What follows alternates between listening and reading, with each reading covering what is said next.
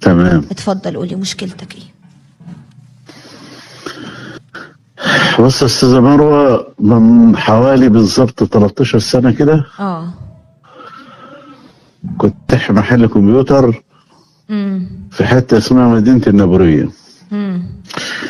تعرفت على واحده من خلال شغلي، وكنت بودي له باجهزه وبتاع. هي كانت مطلقه وقالت لي انا مش لاقي اكل، الراجل ده راجل مش كويس، انا عايز اكلهم بالحلال، والراجل ده عايزني عرض للناس اللي بتيجي تشتري وتبيع. المهم اتجوزتها. كمان اختها كانت من المؤثرات اللي خلتني اخدها، رغم ان اخواتي كلهم كانوا رافضين. مين اللي كانت من قالوا الست دي المؤثرات؟ اختها هي قعدت تتحايل عليا، دي غلبانه، ده معاه واد وبنت والله العظيم ما لاقي تاكلهم، والحكايه ماشي، رغم ان اخواتي كلهم كانوا معارضين الجوازه دي. متجوز قبل كده ولا دي كانت اول جوازه ليك؟ انا متجوز ومعايا عيال كبار. ما شاء الله. ماشي. انا متجوز معايا واحده بقالها دلوقتي 38 سنه او 37 سنه. عمري ما ضربتها قلم ولا قلت لها ابوك ولا امك كمان. وعرفت ان انت هتتجوز؟ ايوه. ماشي. تمام. لان هي عارفه ان عندها تقصير كتير في حقي يعني. تمام. المهم اتجوزتها وقعدت اهلي كلهم عشان خاطرها. تمام. قعدت معايا في الاول حوالي 7 سنين كويس، ما اقولكيش حاجه يعني 7 سنين كويس. ايوه. جيت في يوم قالت لي الشقه انت لو جرالك حاجه، كنت انا تعبت شويه، انت لو جرالك حاجه انا عيالك هيرموني في الشارع. انا وعيالي كنت خلفت منها محمود وابراهيم. تمام.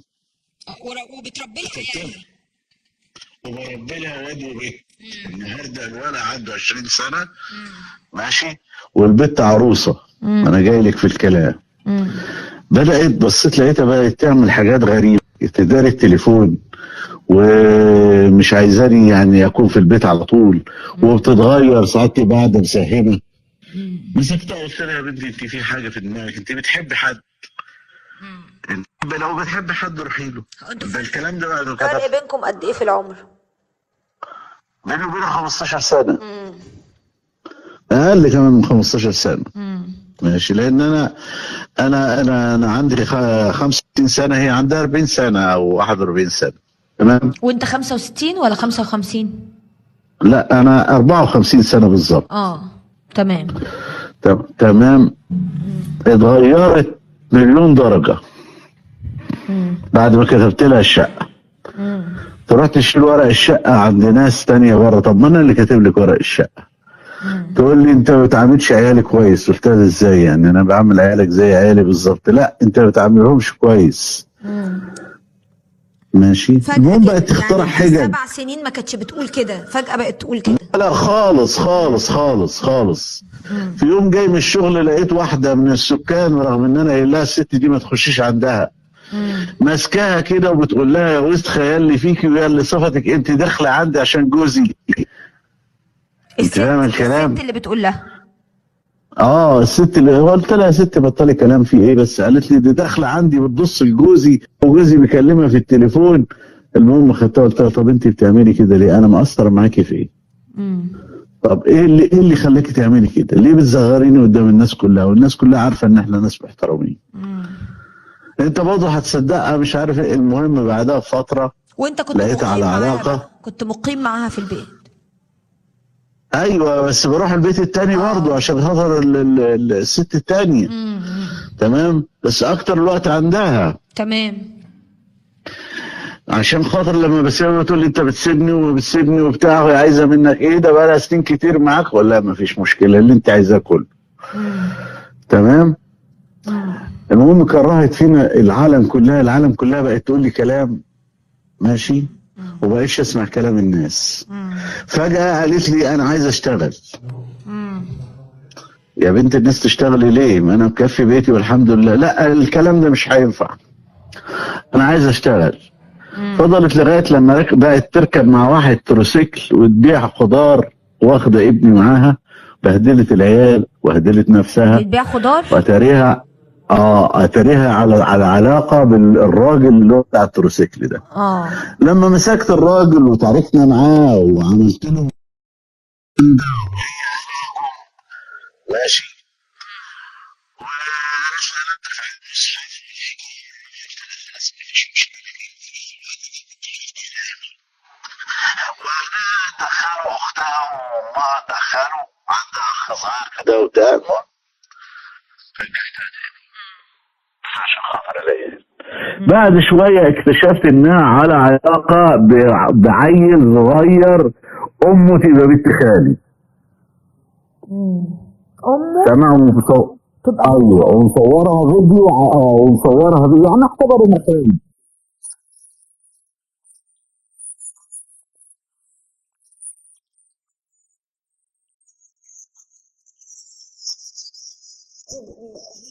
فيديو. لا هو اسمه ماشي من خلال سناب شات. تمام ماشي. جينا طلقتها في الفترة دي، طلقتها في الفترة ديت، وقعدت حايلوا عليا وعشان خاطر ربنا وعشان خاطر عيالك وبتاع، ورجعها رجعتها. تمام. انت بتحبها؟ انا كنت بحبها جدا. تمام.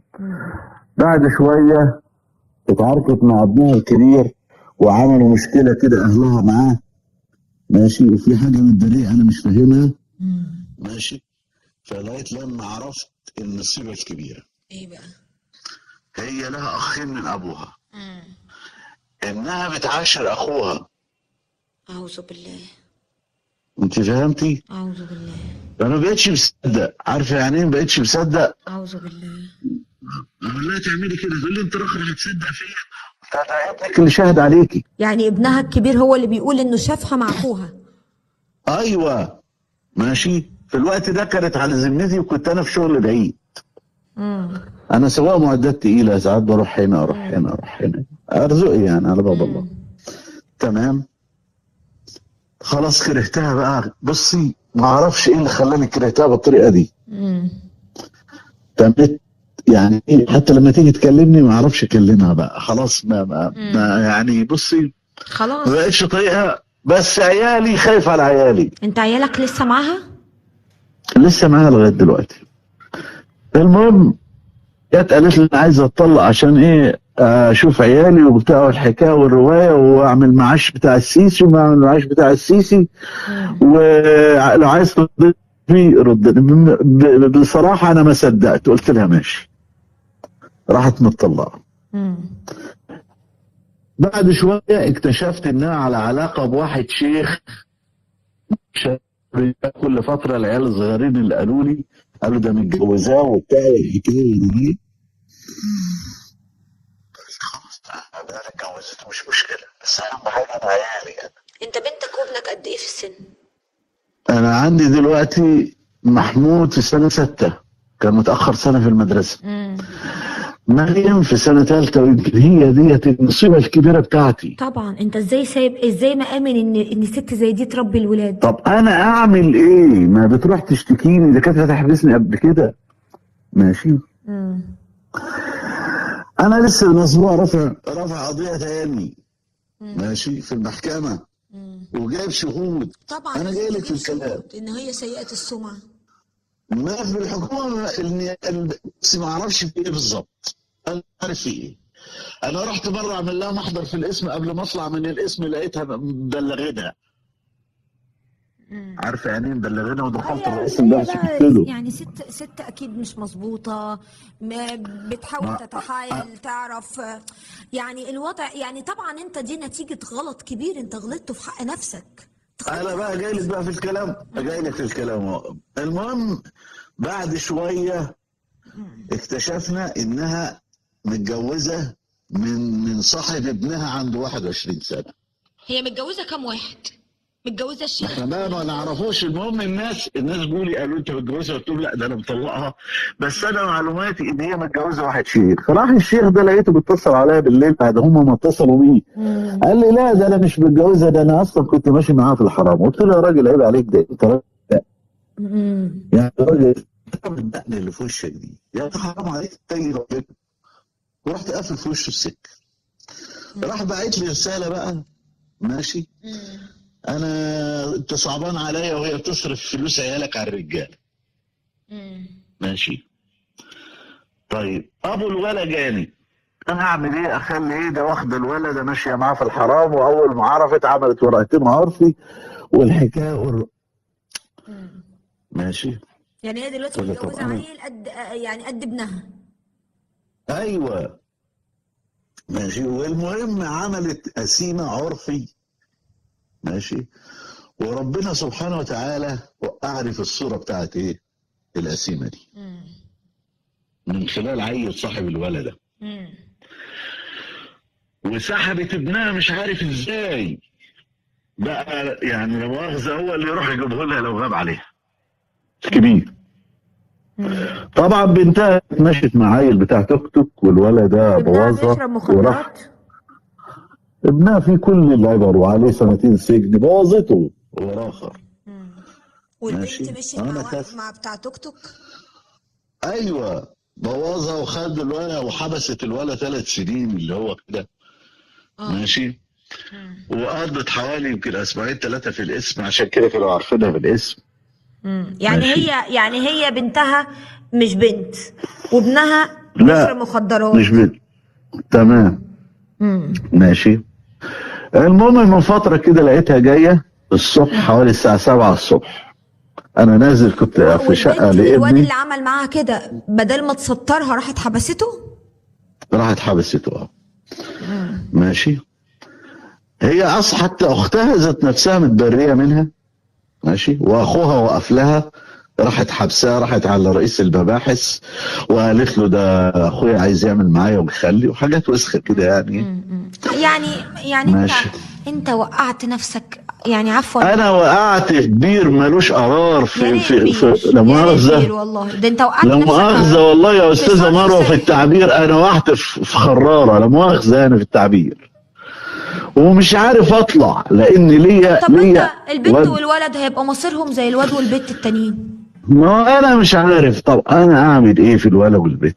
انا لما رحت رئيس المباحث من 15 يوم كده، معاون المباحث هنا عندنا في العمريه، قال لي انت تشوف محامي، هو ده الحل، انا ما اقدرش اعمل لها حاجه.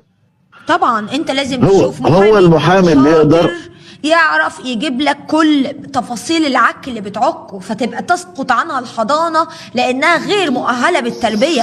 تاني حاجة لازم تثبت اللي حصل لابنها وبنتها التانيين، إن الولد ده بقى دلوقتي عليه 2 سجن، والبنت كان في قضية هتك عرض ليها.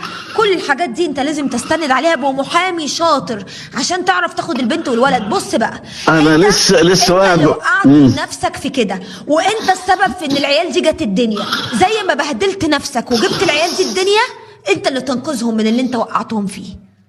والله يا استاذه مروه ما عارف انقذهم، اقسم بالله ما عارف بص انقذهم. قله الحيله دي لا. وعارفه انت بقى بصي انت جيت على ام العيال واتجوزت عليها وقلت اصلها مقصره، كل ده تمام. طب اختار المعون ده، انت هتسال على العيال دي، هتسال عليهم، ده ابسط حقوقهم عليك.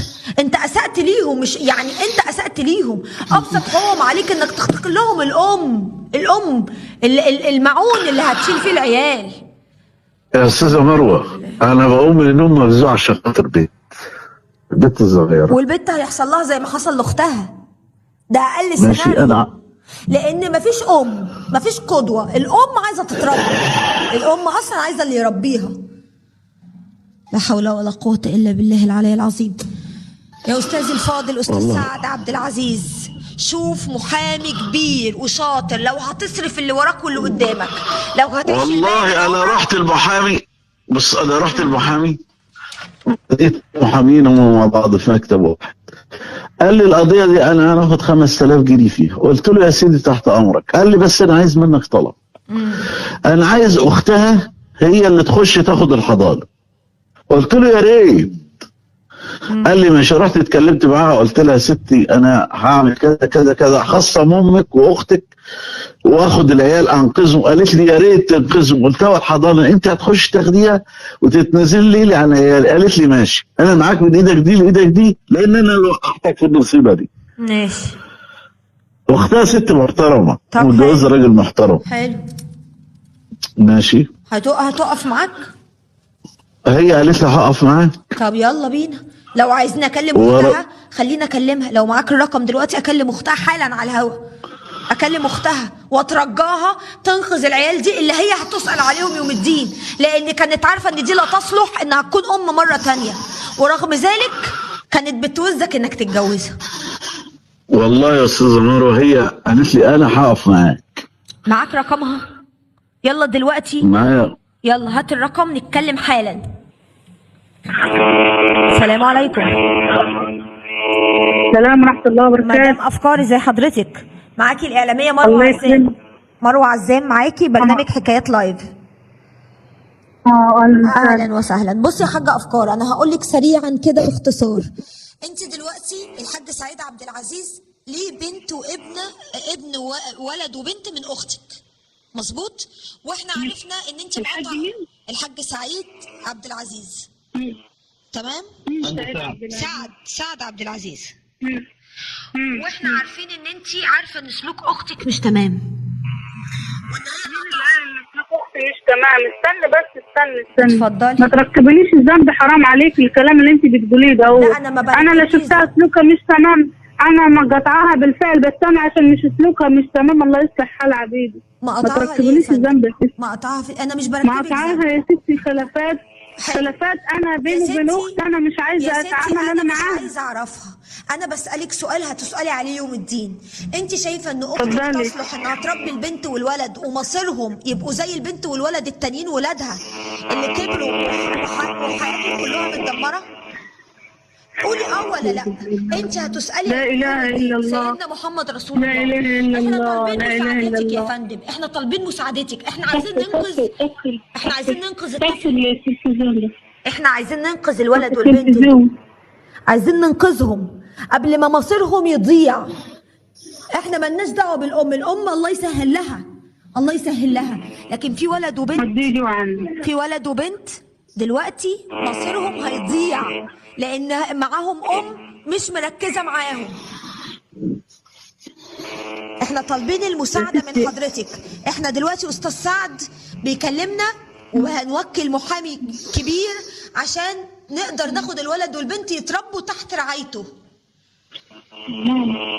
فطالبين يا ام عبد الله والله انا اسمعيني. طيب اسمعيني اتفضلي. معلش اسمعيني. اتفضلي انا سامعاكي. اسمعيني معلش يعني طلعوني انا برا الحكايات ديت، لان انا مش ما نقدرش نطلعك يا ام عبد الله. يا ام عبد والست الله ديت لا الله يكرمك. الله يكرمك. انا اسمعيني بس. انا ست مش بتاعت مشاكل، وانا جوزي والله انا يعني انا مش بتاعت مشاكل، وديت لو عرفت حاجه زي دي هتشتكيني وهتبهدلني. انا مش بتاعت مشاكل، انا ماليش دعوه بالحوارات دي. الله يكرمك. احنا مش يا عايزين. ام عبد الله ام عبد الله الو ام عبد ام الله عبد الله قفلت. الو. للاسف قفلت. بص يا استاذ سعد، احنا لازم نشوف اجراء قانوني عشان ناخد الولد والبنت، ارجوك. تمام. عايزين نشوف محامي انا كبير. دلوقتي انت محافظه اسكندريه؟ ايوه. طيب عايزين نشوف محامي كبير لحضرتك، احنا نرشح لك محامي لو مش عندك. عايزين نشوف محامي كبير ينقذنا من ده. تقريبا اختها ست ضعيفه وست مش عارفه يبقى ليها خايفه منها، خايفه. لا هي خايفه على ان التانيه بتروح تشتكي. تشتكي في ايه؟ احنا عايزين دلوقتي لو الحضانه من حق الاخت، لو ثبتنا ان هي متجوزه تبقى الحضانه تتنقل للاخت. لا اما انت. ايوه لانه ما ست مش كويسه برضه. طيب انت اثبت ان الست دي سيئه السمعه، جيب شهود، جيب صورها اللي والله ابو الولا يا استاذه مروه واقف معايا دلوقتي ماشي، قال لي انا هجيب لك اصل الاسئله بتاعتي وهقف معاك وتجيبوا شهود. طبعا انتوا الاثنين لكم مصلحه. هو عايز ينقذ ابنه منها، هو عايز ينقذ ابنه منها. ايوه طيب ماشي. حاول قد ما تقدر وانا معاك، حاول قد ما تقدر. المهم مريم ومحمود يتنقذوا من الست دي لا تصلح لتربيتهم عشان ما نلاقيش القريه بتتعب تاني.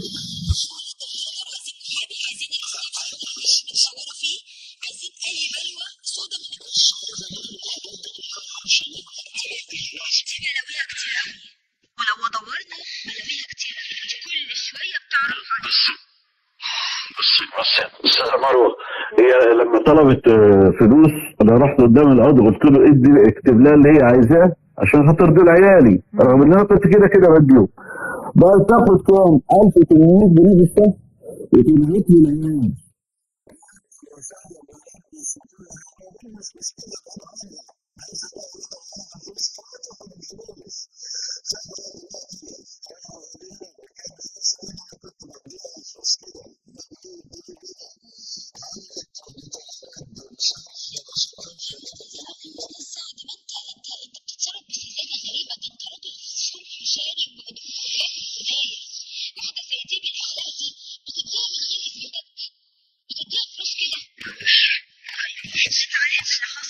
لو سمحت اسعى من النهارده، تسعى قد ما تقدر وخلي شاطر لو هديك اللي جاي من عمرك عشان تنقذ الاطفال دول اللي انت هتسال عليهم، لانك ما اخترتلهمش الام الصالحه اللي تصلح تكريهم ام.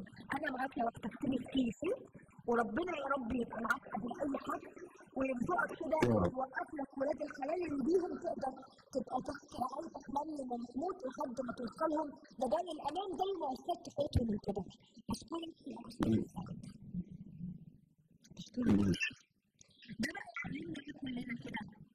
كلنا بلا استثناء راجل وست الاختيار.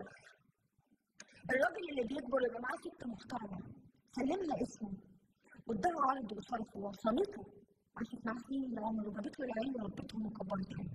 فيجي اول ما يكبر يبقى عايز يتدلع بقى، اصل ام العيال كده بقت مقصره، يا سيدي اتجوز ما قلناش حاجه شرع الله وتزوج على سنة الله ورسوله. لكن اختار زي ما اخترت الزوجة الأولى وانت شاب كده وصغير بعقلك وقلبك، اختار صح.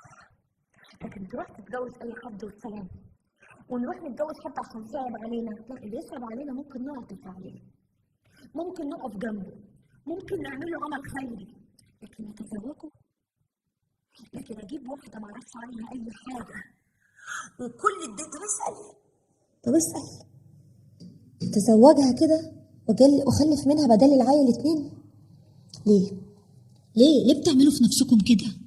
انتوا هتسألوا يوم الدين لما تقفوا بين ايدين ربنا، هتسألوا على ولادكم، لان ولادكم ليهم حق في 3 حاجات اسمهم الام اللي هتختارها انك تعلم ولادك.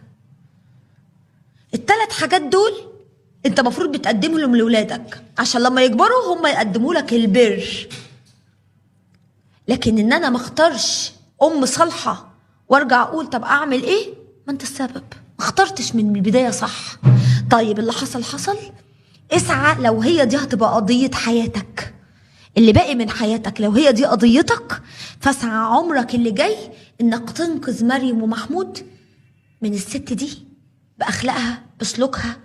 وحتى اختها انا بقول لك اهو هتسمعيني، هتتحاسبي لو بايدك تنقذي الطفل والطفله دول ومصيرهم ما يبقاش زي اخواتهم واستخسرتي ده، هتسالي لان انت سعيتي في ان اختك تتجوز، كنت طالبه لها الستر ما قلناش حاجه. لكن لو بايدك انك انت تنقذي ولد وبنت لسه بيقولوا يا دوب لسه بيفتحوا على الدنيا وهيلاقوا دي سلوك امهم، وانت استخسرتي فيهم انك تنقذيهم، والله لا تسالي عليهم. والله الخوف ما هينفعك، خايفه منها ومش خايفه من رب العباد.